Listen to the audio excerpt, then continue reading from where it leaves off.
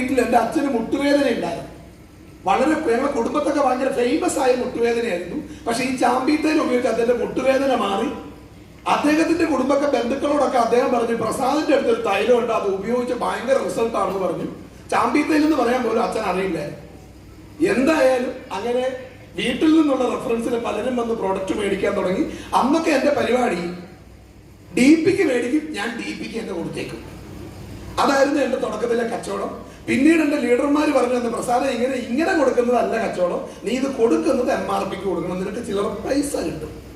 അങ്ങനെ dear friends, ഞാൻ തുടക്കത്തിൽ എനിക്ക് പരിചയമുള്ള ആളുകൾക്ക്, ബന്ധമുള്ള ആളുകൾക്കൊക്കെ ഈ പ്രോഡക്റ്റുകൾ ഇങ്ങനെ കൊടുക്കാൻ തുടങ്ങി. അന്ന് ഞാനൊരു ടാക്സി ഡ്രൈവറാണ്. 500 രൂപ ഡെയിലി ഉണ്ടാക്കാൻ പെടാപ്പാട് വിട്ടിട്ട് നടക്കാതിരുന്ന എന്നെ സംബന്ധിച്ച് ഡെയിലി ഒരു 600 രൂപ 700 രൂപയ്ക്ക് എക്സ്ട്രാ ഇട്ടാൻ തുടങ്ങി. അപ്പൊ ഞാൻ വിചാരിച്ചു ഇതായിരിക്കും ഡയറക്ട് സെല്ലിംഗ്. അങ്ങനെ മേടിച്ചും കൊടുത്തും പോയിക്കൊണ്ടിരുന്ന സമയത്ത് എന്റെ ജീവിതത്തിൽ എനിക്കൊരാളെ പരിചയപ്പെടാൻ പറ്റി. അദ്ദേഹത്തിന്റെ പേരാണ് മിസ്റ്റർ മുബീൻ മുഹമ്മദ്. നമ്മുടെ കമ്പനിയുടെ ബ്രാൻഡ് ന്യൂ ക്രൗൺ ഡയമണ്ട് എക്സിക്യൂട്ടീവായ മുബീൻ സാറിനെ നേരിൽ കാണാനും പരിചയപ്പെടാൻ ഒരു അവസരം ഉണ്ടായി. അദ്ദേഹമാണ് ഈ ബിസിനസിനെ കുറിച്ചും ഇതിന്റെ സാധ്യതയെക്കുറിച്ചും ഈ ബിസിനസ്സിലൂടെ ഒരു മനുഷ്യന് ജീവിതത്തിൽ ഉണ്ടാക്കാൻ കഴിയുന്ന നേട്ടങ്ങളെ കുറിച്ചൊക്കെ ആദ്യമായി എന്നോട് സംസാരിച്ചത് അദ്ദേഹമായിരുന്നു.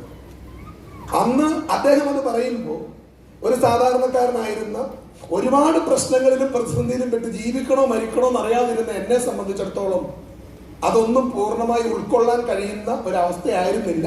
കുറച്ച് കേട്ടു, കുറച്ച് കേട്ടില്ല, കുറച്ച് മനസ്സിലായി, പലതും മനസ്സിലായുമില്ല. പക്ഷേ അന്ന് അദ്ദേഹം എന്നോട് പറഞ്ഞ കൂട്ടത്തിൽ അദ്ദേഹം എന്നോട് പറഞ്ഞ 2 കാര്യങ്ങളാണ് എൻ്റെ ജീവിതത്തിൽ മാറ്റിമറിച്ച അടുത്ത 2 തിരിച്ചറിവെന്ന് പറയുന്നത്.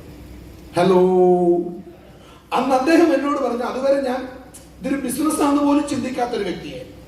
പക്ഷെ അന്ന് അദ്ദേഹം എന്നോട് പറഞ്ഞു, പ്രസാദ് സാറേ, ഇത് ബിസിനസ്സാണ്.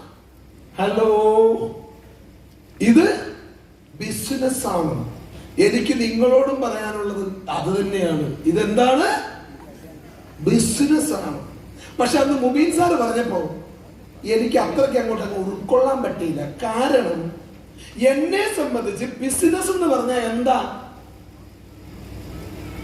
ഒരു നല്ല ഷോപ്പ് വേണം. ഹലോ, കുറെ അധികം ലക്ഷങ്ങളുടെ സ്റ്റോക്ക് വേണം, ഒരു മിനിമം ഒരു 3-4 സ്റ്റാഫ് വേണം, കറങ്ങുന്ന കസേര മസ്റ്റാ.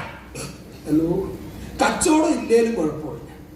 അപ്പൊ എന്റെ കാഴ്ചപ്പാടിൽ അന്ന് ലക്ഷങ്ങൾ മുടക്കി കടയിട്ട് സ്റ്റാഫിനെയൊക്കെ വെച്ച് ഇങ്ങനെ ചെയ്യുന്നതാണ് ബിസിനസ് എന്നാണ് എന്റെ മൈൻഡ് സെറ്റ്. അപ്പൊ ഞാൻ ചോദിച്ചു, പിന്നെ